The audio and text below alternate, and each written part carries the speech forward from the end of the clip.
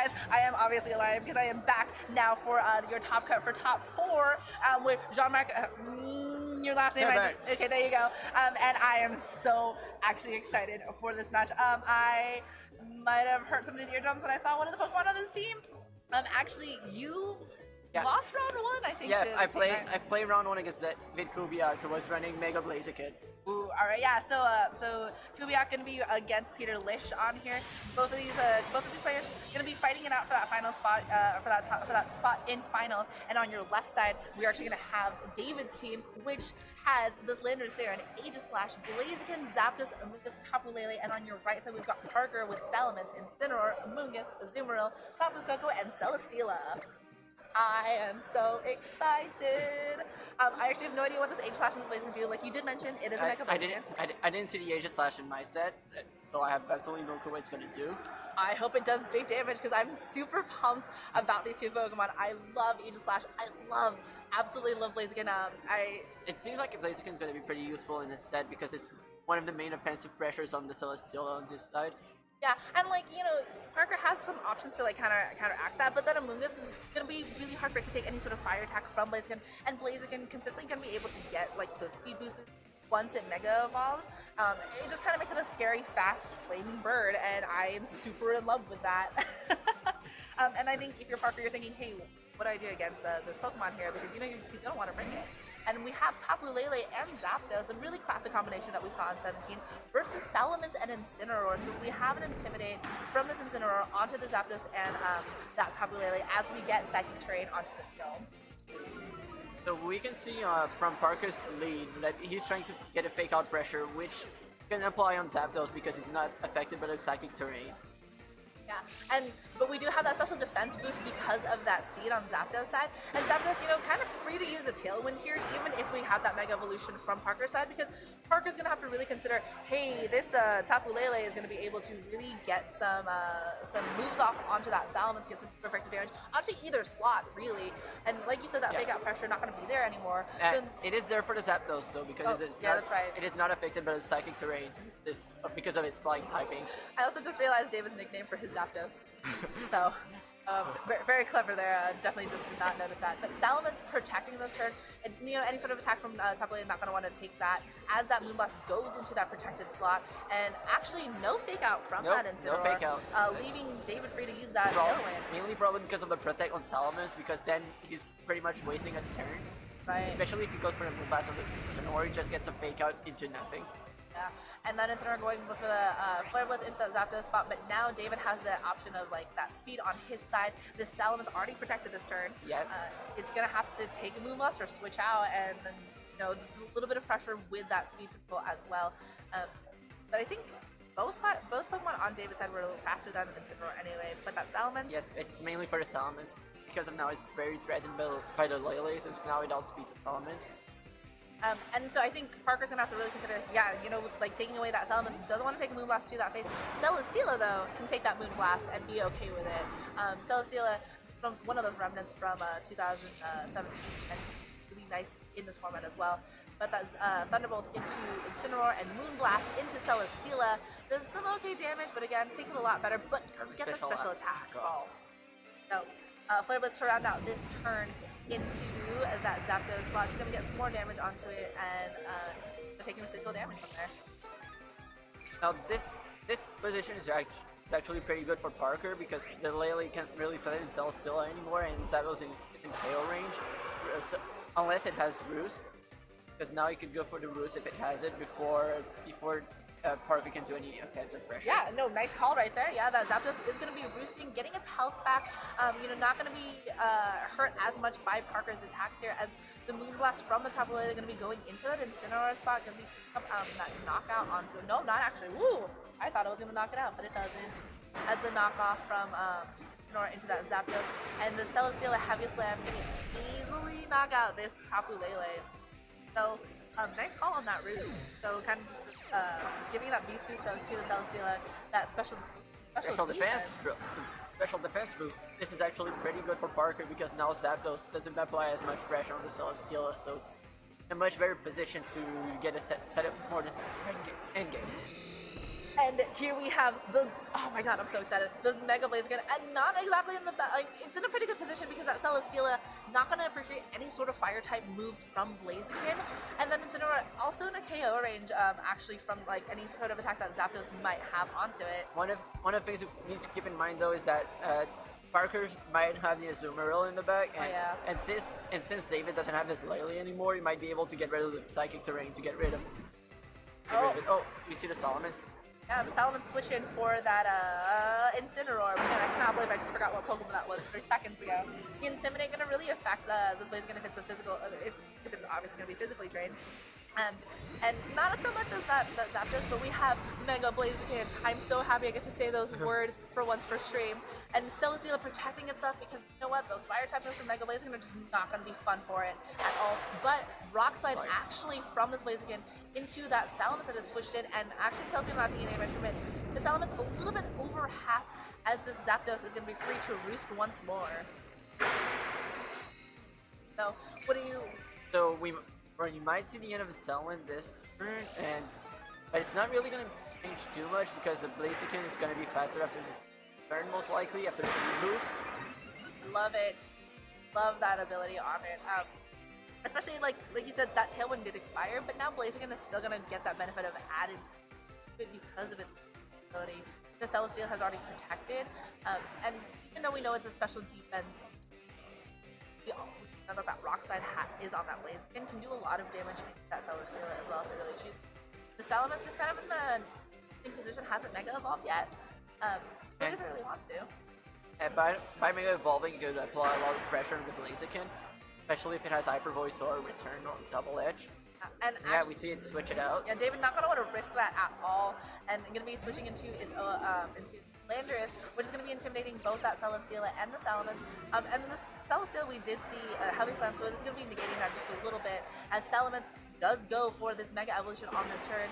And, you know, like you said, if it has any of that return or that Hyper Voice, that attack, the damage that could have done onto the Blaziken is now going to be taken by this, And we see the frustration going into the Landorus. Yeah, and it was actually really nice because that Intimidate really helped Landorus. And we see a Hidden Power. Hidden Power Ice, the Salamence is gone. Yeah, so the Ice Turn was a really good turn for David. Yes, because now one of the biggest issues for Blaziken is gone from this game. Like, the only thing that could probably pressure the Blaziken would be the Azumarill if you brought it in the bag. And we are going to have to see one of the Pokemon that Parker has brought here as this Zapdos gets by Celesteela. The Psychic Terrain is gone now. And we have that Incineroar still, so now that Fake Out Pressure is back, even though... Yeah, although there are 2 flying types now, so Psychic Terrain wasn't really gonna help much. Yeah, and Parker kind of taking his time figuring out what Pokemon he wants to bring out onto this field position, knowing that there's a Blaziken in the back end that has that potential to just kind of go after the Celesteela with like that Rock Slide, and the Zapdos, even though it still has the option to has the other option to Tailwind itself. We see the top Coco. Oh, all right, so that is definitely not an Azumarill. So now the Salamence is gone. It seems like the Blaziken can probably be in a very good position for this end game. Yeah, and what you know, I think even though Zapdos doesn't get the benefit of that Thunderbolt on Electric Terrain, I think it can switch out and bring in that Blaziken really nicely, because now you can have this Landorus go after Celesteela and Tapu Koko. I mean, we don't actually know if what type of item this Landorus has, as Tapu Koko goes for the Protect, and there's the Earthquake. So we might see we see the Thunderbolt going into the Celesteela. Gonna do a good amount of damage. The Heavy Slime going into the Landorus. Yeah, and you know, that's actually like a really good turn for both of them, because that Tapu Koko protecting itself negates any sort of damage from that Landorus, and Celesteela being able to get that recovery back from that Thunderbolt because of that leftovers and that leech seed. Obviously a very classic combination for Celesteela. And this Landorus, if that Tapu Koko can get if the Landorus is not Scarf, the leech seed might come into play a lot, because if the Tapu Koko is Z move, we might be able to pick up the Zapdos now. Alright, switch out. Yeah, and actually Parker switching out for the Incineroar in there, because, you know, if he does go for the earthquake again, like it's fine losing the Incineroar because now your Celesteela is free to heavy slam into that Landers again and pick up the knockout on that, leaving your Tapu Koko free to come into this slot and just really, kind of go after whatever is left. Now the question is, Tapu Koko faster than Blaziken? It should be, yes. Yeah, so Unless the Tapu Koko is very defensively trained, it should be faster. And we see the Tailwind, so this is going to be huge. This is going to be huge for David. yeah, and I think David understanding he was gonna lose that Landers that turn no matter what. Wants that speed boost for his Blaziken from later on, but the Celesteela is at +2 special defense, still draining from the Zapdos, who now I can't switch out of that lead, is now trapped into it. And this Tapu Koko and Celesteela versus Blaziken and Zapdos. Oh, Blaziken, I'm gonna be so sad if it faints on the field. It's so rough. So I think David going for the Tailwind last turn. This is going to help it a lot, but doesn't necessarily seal the game because either the Blaziken needs to pick up the Cocos to make sure it doesn't get KO'd back, but then it lets Celesteela be seated for free. Yeah. Well, so Blaziken actually going to go after that Tapu Koko. Doesn't want to get knocked out by it. Does pick up the knockout onto it. So we're going to say by this Tapu Koko actually it's faster than that Tapu Koko because of Tailwind. And that Roost going to be helping Zapdos stick around for a little bit longer. Will be keeping Celesteela a little bit more leaf speed drainage, but that's okay because now this, even with Protect Stall, this Blaziken is faster than it, and there's not enough drainage from the Celesteela to be able to move the matter for it.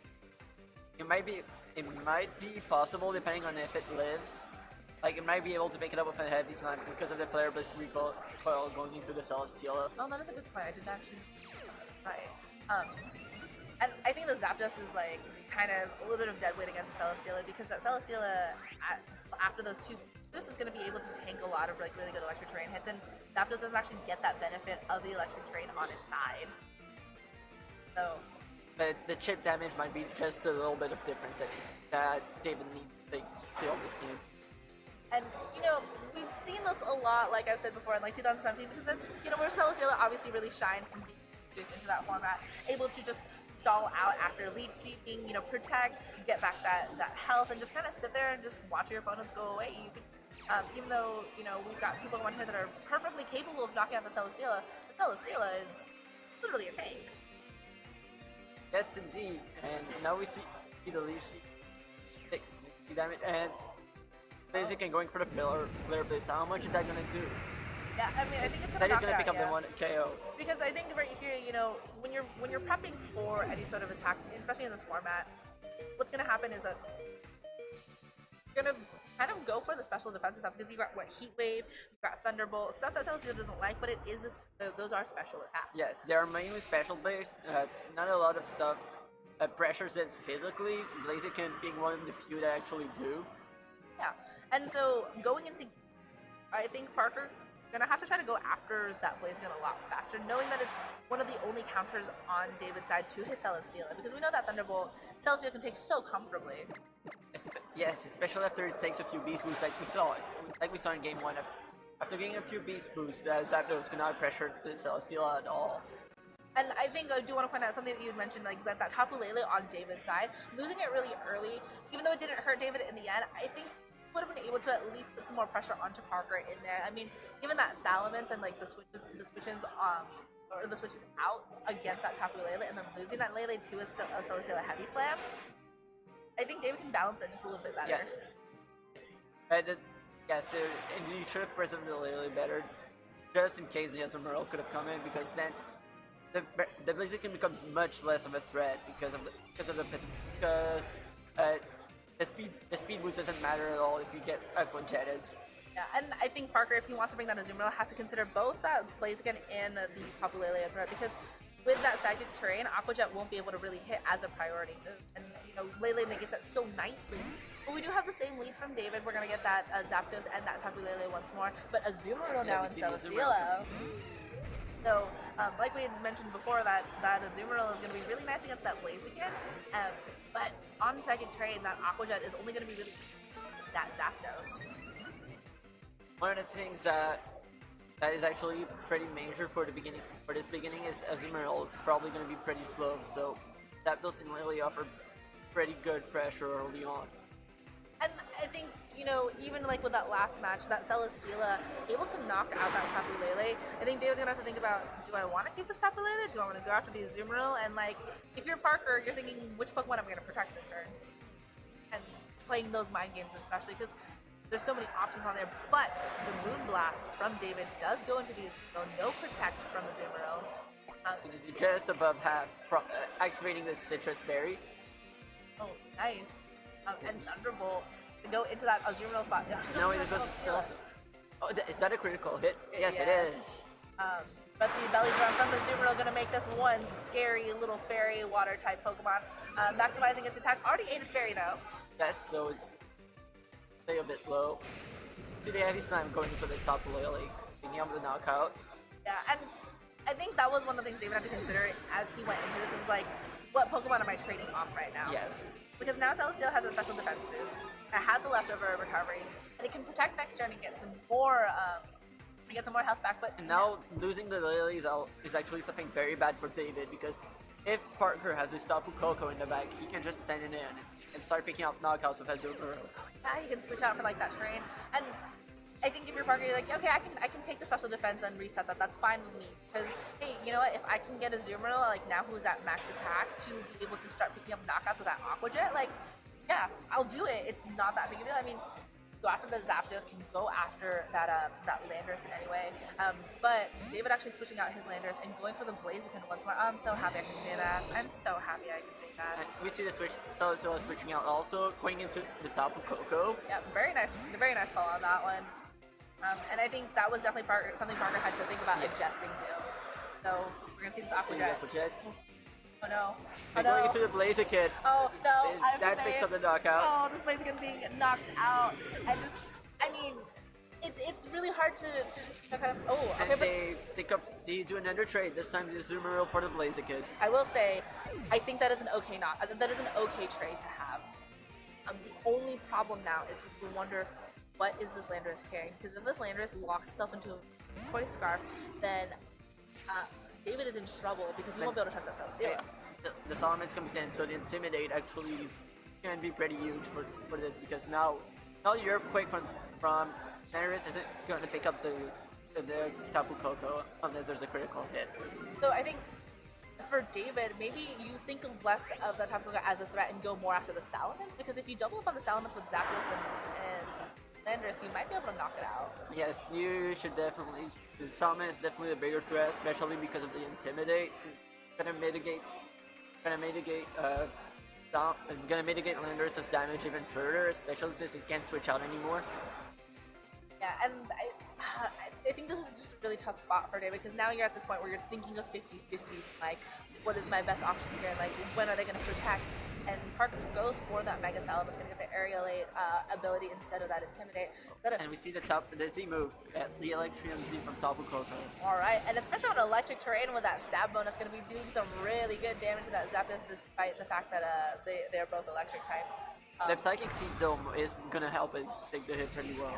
And it has Psychic Seed still. So it is probably not gonna take the knockout, but it's gonna take a lot of damage this turn. Is it chipped out? Oh no, it's at full health still. Oh my gosh, actually that might be really close. If the Salamence doubles into it, it might be enough, but the Intimidate might make the difference. Ooh, oh, the Intimidate coming in very handy. Yeah, that Intimidate, like, we've seen it so often, but a lot of times, even on that Salamence, that damage is so sad. Zapdos going for the Tailwind wants that speed advantage later on, because we just saw that Landorus went after that Tapu Koko and that Salamence, and that is a big deal to know. Because this is definitely not a choice. Now this is the Tailwind is actually very, very important, because now the Zapdos can freely roost and get his health back, because it is not in a situation. Ooh, doesn't actually go for the risk because doesn't want to. No, it moves after the Landorus, so it can actually go for it if it wants to. Very nice. See the Landorus picking up the Tapu Koko. Oh, yeah, I clearly don't know how speed tiers work. Oh, but it goes for the hidden power instead. Gonna want to try to knock out that Salamence. Just barely missing it. Salamence going for the frustration into the Zapdos. You know what though? I think that's okay. I mean, you can try to get. I mean, that is Salamence now is in Rock Slide range, which is very good for David. But if the Celesteela can probably go for a leash, take one rock side. I think like as long as David can manage to knock out the Celos before Tailwind expires and manages to avoid maybe a lead seed from that Celesteela, I think he still really has this. Yeah, he can also rely on the flinch if he wants to. Alright, yeah, and so for David, you're crossing your fingers because I think it is possible for David to 1v2 this team right here. He still has those, Rock slide, is it are we gonna getting a flinch? No, he uses a leech seed and he gets it. And, now that Celesteela is going to protect, and this Salamence is probably going to try to go for that double protect and burn out another turn of Trick Room. Delwyn. Well, I think the hard part is you're going to have to try to figure out how you're going to do more damage to that Celesteela. Like, that is a lot of health that it just comes back. Yes. And at this point, it's a math game for David on his Parker Celesteela, because this Salamence, if it gets that double protect, then that'd be cool. But if Salamance's not going for the protect, and Celesteela goes for it first. Yeah, and this rock slide connecting is up that knockout on Salamence, and that's just going to be the Celesteela versus Landorus, which honestly, Parker is going to be okay with because it is a Pokemon that is meant for stalling out. It's so bulky, and this constant recovery from that leftovers, and now from this. The fact that this is the only damage that the Landorus is taking. One of the things we might see from the Landorus though is a knockout, which could help it later. Or the end game because we haven't seen all of its moves. No, that it's Assault Vest. It is probably Assault Vest because of its. Yeah, and there you go, the knockoff. The only thing is now that Celesteela is going to be able to use Heavy Slam. And we see the flamethrower. We're going for that burn, fishing for that burn right now. And he gets the burn. Oh my god, are you kidding me? Did we just jinx him? That is oh my god. This is gonna be one of those things where I think if you're David, you're just gonna be like, you know what? I don't think I can have enough damage output. And also, one of the main reasons it went from flamethrower is because of the previous Intimidate going into the Celesteela since it's been here since the beginning of the game. So flamethrower probably going for about just as much, along with the chance of the burn. Yeah, I think if you're David, you're gonna have to be like, I'm gonna click forfeit right now, and think about going to be losing that Blaziken. That Azumarill, I was gonna say it was a really big thing, but it wasn't as much. I think losing the Zapdos more hurt him because it was one of his better answers to Celesteela. One of the things that probably hurt even more was sending in the Blaziken by trying to preserve the Intimidate. That superpower did literally nothing. That was actually really rough to watch. David seems to be taking this the full time, trying to probably think of his game plan for next game. And you're definitely welcome to that. Like, you want to take as much as you can to think, hey, what is my adjustment going to game 3? I would think that David would probably not bring that Blaziken because now knowing that Parker is not afraid to bring that Azumarill and not afraid to be, hey, I'm going to switch for Tapu Koko and get that priority. He is probably still going to play with the Blaziken because otherwise he doesn't have a very reliable way with the Celesteela. One of the things he probably is going to do as an adjustment is try to preserve the Tapu Lele better. Probably try to switch it out early on because otherwise Azumarill is going to be a very big threat. Yeah, and even in that turn when we saw there wasn't much of a trade going on, he lost his Lele, but the Celesteela and the Azumarill were still on the field, and so it really kind of hurt David in that turn 1. So once more on your screen, guys, David on your left side with Landorus. He just thought, oh, you know what? Never mind. They both already knew their game plans, locking in very quickly. They're ready for game 3. All right. I love it when people lock in fast. All right. But yeah, I agree with you. I really think that he needs to take care of that Tapu Lele a little bit better. Needs to make sure that he has control of that trade because Tapu Koko being able to rewrite it and get Azumarill with that terrain control and that priority. Oh, and we see the Blaziken, the Lele lead.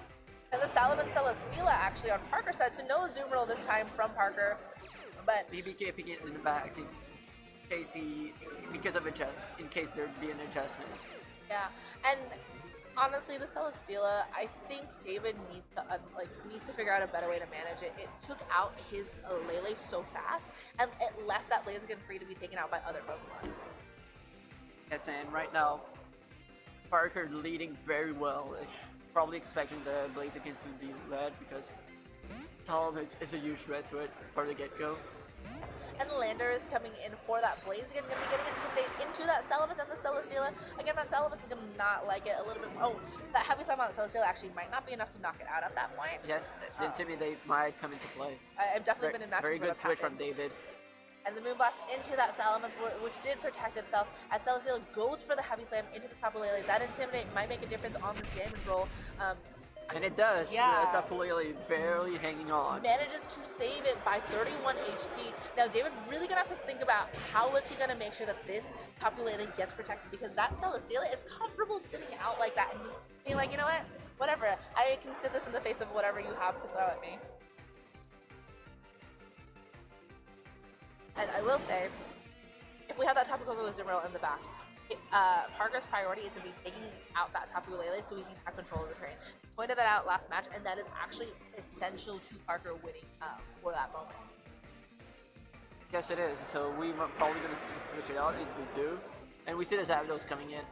Activating it, it's going to activate its Seed. And actually a very good switch, because both of Parker's Pokemon don't really pressure the Zapdos right now, while Zapdos easily can with both the Hidden Power and the Thunderbolt.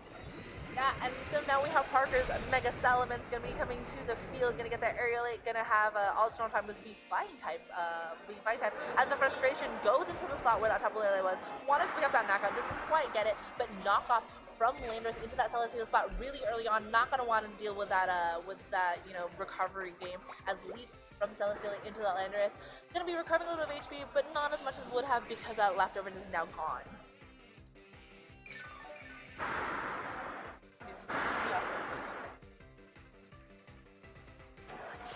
No, it's okay. Alright, and so now we've got like this weird positioning where, you know, David is actually understanding a little bit more. The Celesteela is a threat. I don't want to be stuck in a stall game at the end of this turn. Zapdos being able to use that special defense to its advantage, but Salamence's Frustration going to get this this Landorus underneath a little bit of half as he goes for the Rock Slide against both of Parker's Pokemon. Doesn't quite get them into the halfway range, but Zapdos now free to use that Tailwind, gonna boost that speed, gonna make this Landorus faster than that Salamence. As Celesteela tries to go for that Heavy Slam into Landorus, gonna double into it. Does not actually pick up that knockout, but does get it. Is gonna pick it up. Yeah, and you know that is a trade that David is actually pretty happy with, because now we can get the Blaziken in and pressure both of Parker's Pokemon with the Zapdos into the Salamence and Blaziken. So this is the hard part. Which one do you go after? Because we know both of these Pokemon have Protect. I mean, the Hidden Power Rise from Zapdos into the Salamence probably is enough to pick it up from that range because of the Rock Slide. And we know that Blaziken can, when it can pick up the Celesteela from full health. Right. With the Power Blitz. Oh man, that's good. And the Salamence Mega Evolving and being on the field, it doesn't really have any... Parker doesn't really have any Intimidate pressure anymore. So. Yeah, and now we have this Mega Blaziken hitting the field once more. Gonna be either going, actually does go after that Celesteela. No protects on either Pokemon from Parker. Gonna be knocking out that Celesteela really easily. We're gonna say bye to it as it faints. And now that Tailwind from David's side is gonna help the Zapdos go first. Does go for the Hidden Power Ice, connects with that Salamence, and it actually.